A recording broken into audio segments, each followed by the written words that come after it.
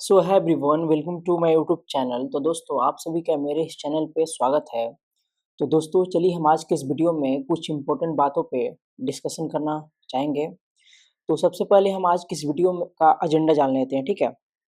तो आज के इस वीडियो का एजेंडा यही है कि जो आईएमडी में साइंटिफिक असिस्टेंट का जो रिक्रूटमेंट आता है, तो उसमें जो ईसी का पेपर होता है, जो इलेक्ट्रॉनिक्स का पेपर होता है, पेपर 2 में टेक्निकल जो सब्जेक्ट है, तो उसके बारे में हम देखेंगे कि हमें मतलब रिसोर्स के बारे में जानेंगे कि कहाँ से हमें वो चीज़ क्या-क्या पढ़ना है, सिलेबस क्या है और हम कहाँ से टेस्ट सीरीज़ वगैरह दे सकते हैं, कौन-सा बुक अगर हमको फ़ॉलो करना होगा तो बुक वगैरह।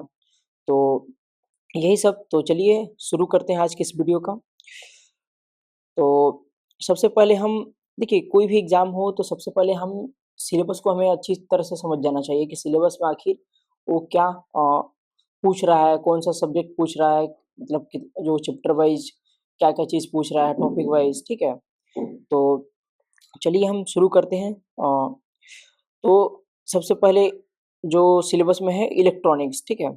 उसमें आपका ये कंडक्टर, सेमीकंडक्टर, इंसुलेटर वगैरह, मैग्नेटिक पैसिव कंपोनेंट हो गया, पीएन जंक्शन डायोड हो गया, फॉरवर्ड रिवर्स बायस कैरेक्टरिस्टिक हो गया, इक्विवेलेंट सर्किट ऑफ डायोड हो गया, जेनर डायोड हो गया, ठीक है? तो ये सारा चीज़ है इलेक्ट्रॉनिक्स में। फिर उसके बाद बाइपोलर जंक्शन ट्रांजिस्टर हो गया, बीजीटी, ठीक है? ये हो गया आपका मोस्फेट हो गया, emitter followers and its application हो गया, नेगेटिव फीडबैक हो गया, ट्रांजिस्टर एज अ स्विच हो गया, मल्टी स्टेज एम्पलीफायर हो गया, फीडबैक हो गया, ठीक है? ऑक्सीलेटर हो गया, मल्टी ठीक वोल्टेज रेगुलेशन हो गया, पावर एम्पलीफायर हो गया, ठीक है? फिर उसके बाद इंट्रोडक्शन टू नेटवर्क थ्योरम, ठीक? जैसे किरचॉफ्स लॉ हो गया, सुपरपोजिशन, ठीक है? Norton and maximum power theorems. उसके बाद voltage and current relationship in resistance, ठीक है? इंडक्टेंस हो गया आपका यहाँ पे, कैपेसिटेंस हो गया, कांसेप्ट ऑफ रिएक्टेंस हो गया, ठीक है? RL, RC and RLC circuit हो गया। फिर relation between line and phase end voltage current हो गया, ठीक है? फिर डिजिटल इलेक्ट्रॉनिक्स में आपका लॉजिक गेट, डिमॉर्गन थ्योरम हो गया, बुलियन अलजेब्रा, फ्रीक्वेंसी काउंटर हो गया, फ्लिप फ्लॉप हो गया and basic concept of digital analog and analog to digital converter हो गया, ठीक है? फिर डिजिटल लॉजिक सर्किट हो गया, फिर कॉम्बिनेशनल लॉजिक डिजाइन हो गया, ठीक है? तो ये सब सारा आपका डिजिटल इलेक्ट्रॉनिक्स में है।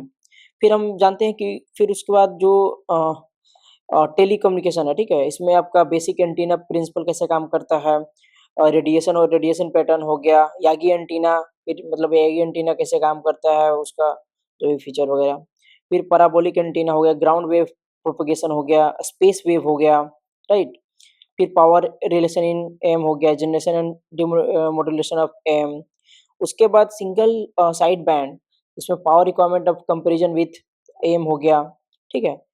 फिर फ्रीक्वेंसी मॉड्यूलेशन में आपका डेफिनेशन ऑफ एफएम पूछा है, फिर बैंडविड्थ, नॉइज़, ट्रायंगल, फिर फिर पल्स मॉड्यूलेशन में आपका definition of PM, pulse modulation, difference between am and FM क्या हो गया, रेडियो रिसीवर पूछ रहा है, सैंपलिंग थ्योरम। तो ये सारा चीज़ आपका सिलेबस के अंडर है, ठीक है? पल्स कोड मॉड्यूलेशन हो गया, फिर मल्टीप्लेक्सिंग हो गया and then introduction to digital communication, ठीक है? PSK, ASK, FSK, introduction to fibre optic system, propagation of optical fibre and ray model, ठीक है? Propagation of single and HF, VHF and UHF, microwave frequency and satellite communication, ठीक है?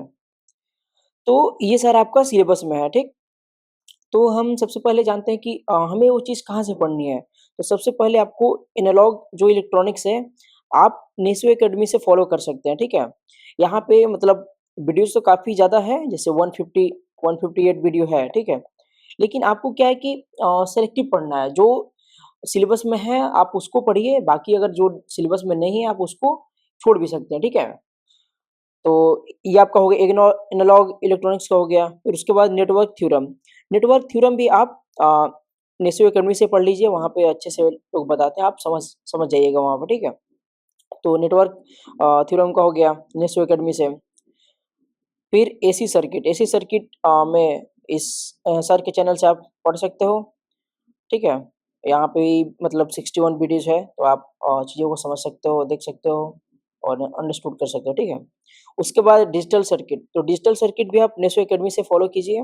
वहाँ video, हाँ, मतलब video थोड़ा ज़्यादा है, 202 वीडियो है, लेकिन मैं वही बोला कि ऐसा नहीं कि आपको सारा वीडियो नहीं देखना है, ठीक है। जो सेलेक्टिव मतलब वीडियो देखिए, जहाँ जो सिलेबस आपका पूछ रहा है, बस आप वही फॉलो कीजिए, ठीक है। जैसे इसमें है व्हाट इज़ डिजिटल सिग्नल हो गया, फिर like introduction to digital electronics. उसके बाद आपका आता है कि एंटीना एंड वेव प्रोपेगेशन का। तो आप सर के चैनल से जो इंजीनियरिंग फंडा है, वहाँ से आप देख सकते हो। तो एंटीना एंटीना और वेव के बारे में जो भी बहुत सारी चीज़ें हैं, 109 वीडियो है यहाँ पे, तो आप यहाँ से फॉलो कर सकते हो, ठीक है। उसके बाद पल्स मॉड्यूलेशन का जो सिलेबस में था, तो पल्स मॉड्यूलेशन आप इस चैनल से कवर कर सकते हो, इलेक्ट्रॉनिक्स सब्जेक्टिफाई ना करके। तो वहाँ पे आपको 12 वीडियो है, तो आप उस वीडियो से आप समझ पाइएगा, मतलब जो भी चीज़ पल्स मॉड्यूलेशन में क्या-क्या होता है, कैसे चीज़ें काम करती है, ठीक है। उसके बाद नेक्स्ट जो आपका ये मल्टीप्लेक्सिंग, ठीक है, एफडीएम, टीडीएम। तो आप मतलब एक एक लेक्चर है छोटा-सा, मतलब 20 मिनट का, 20 मिनट का एक लेक्चर है, आप वहाँ से बस फॉलो कर सकते हैं, ठीक है। उसके बाद ऑप्टिकल फाइबर कम्युनिकेशन, तो ऑप्टिकल फाइबर कम्युनिकेशन के लिए आप इंजीनियरिंग फंडा से आप कवर कर सकते हो, ठीक है। वहाँ पे मतलब 89 वीडियोज़ है, आप वहाँ से चीज़ों को सीख सकते हो और समझ सकते हो, राइट। फिर नेक्स्ट जो एंटीना एंड वेव प्रोपेगेशन, ये अब मैं आपको 2 बार बता रहा हूँ कि एक पहले भी बताया था, तो आप अगर आप वहाँ से समझ ना पाइएगा, तो इस चैनल से भी डोपामाइन जो चैनल है, वहाँ से आप कर सकते हो, ठीक है। एंटीना एंड वेव प्रोपेगेशन के एंटीना कैसे काम करता है, बेसिक कांसेप्ट क्या है एंटीना का, ठीक है। तो देखिए, मेरा ये बताने का उद्देश्य यही है कि आप मतलब यूट्यूब के वीडियो से जल्दी चीज़ें समझ सकते हैं, ठीक है। बुक वगैरह भी आप पढ़ सकते हो, लेकिन मेरा ये मानना है कि आप कोई अगर दूसरा कोई बंदा उस चीज़ में एक्सपर्ट है, आपको अगर वो सिखाएगा, तो आप जल्दी से चीज़ों को अंडरस्टूड कर सकते हैं, ठीक है। समझ पाइएगा, कम टाइम में आप सीख सकते हैं। तो आप यूट्यूब को जो भी चैनल मैंने बताया, जहाँ से मैंने, और इसका लिंक भी वगैरह भी मैं प्रोवाइड करा दूँगा डिस्क्रिप्शन में, तो उसका टेंशन ना लीजिए।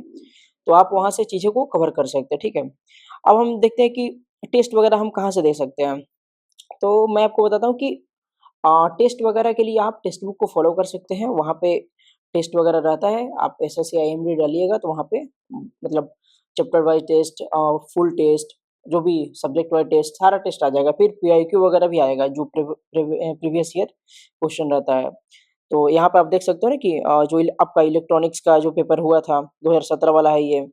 फिर यहाँ पे 2022 वाला भी पेपर है शिफ्ट 3 का। तो आप क्या कर सकते हो कि जो भी पेपर ऑलरेडी आ चुका है, आप उसको देख सकते हो कि हाँ भाई, मतलब कहाँ से क्वेश्चन आ रहा है, किस लेवल का क्वेश्चन आ रहा है, ताकि आपको मतलब एक आइडिया पता चल जाए कि हाँ भाई, इस लेवल का आ रहा है, तो हमको प्रिपरेशन उसी लेवल का करना है, ठीक है। तो आप टेस्ट वगैरह के लिए आप टेक्स्ट बुक से कर सकते हो। हम लोग भी वहीं से टेक्स्ट बुक वगैरह से उस टाइम मॉक वगैरह लगाया था, ठीक है। आप वहाँ पे फुल मॉक भी दे सकते हो, चैप्टर वाइज़ मॉक दे सकते हो, सब्जेक्ट वाइज़ भी दे सकते हो, ठीक है। तो चलिए अब दोस्तों, अब बात करते हैं बुक का। तो बुक के लिए मैं बस रिकमेंड करूँगा कि एक मेडिजी का मतलब हैंडबुक आता है इलेक्ट्रॉनिक्स इंजीनियरिंग का, ठीक है। आप उसको परचेज़ कर सकते हो। उसमें क्या रहेगा कि मतलब जो भी कंसेप्चुअल को मतलब थ्योरी है या फ़ॉर्मूला, इम्पोर्टेंट फ़ॉर्मूला है, आप वहाँ से कवर कर सकते हो, ठीक है। तो मतलब बुक बुक के लिए बस यही फ़ॉलो कीजिए, और क्योंकि देखिए, क्वेश्चन ऐसा नहीं कि एकदम टफ लेवल का नहीं आता, मतलब आता है लगभग मतलब ईज़ी टू मीडियम रेंज का। तो आपको कांसेप्ट कांसेप्ट पता होना चाहिए। फिर फ़ॉर्मूला वगैरह उसमें ऑलरेडी है इस बुक में, आप यहाँ पे देख सकते हो ना इसका। इलेक्ट्रॉनिक्स डिवाइस सर्किट का हो गया, एनालॉग सर्किट का हो गया। तो जितना भी जो चैप्टर है यहाँ पे, पावर सप्लाई हो गया, बीजेटीएस, एम्पलीफायर, ठीक है, चैप्टर इंट्रोडक्शन सिग्नल हो गया।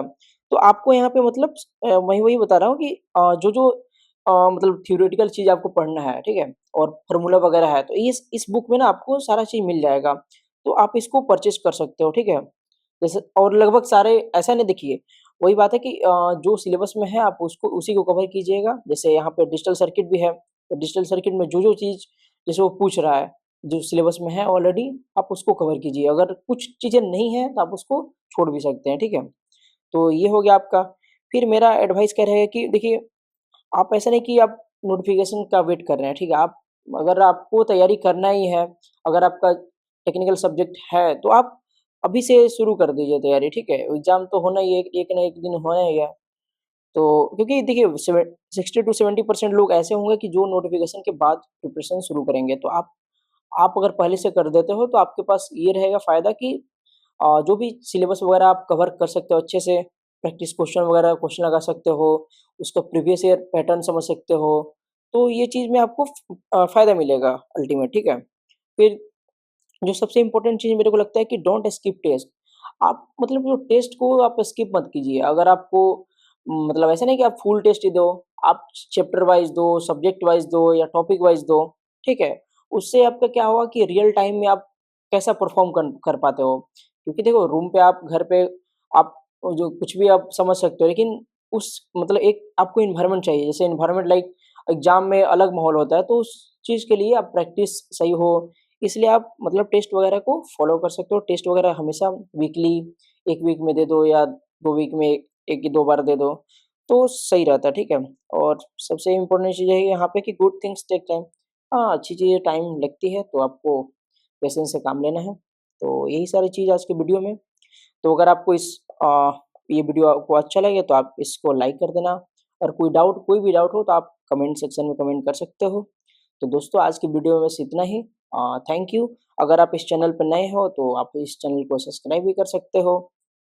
Thank you.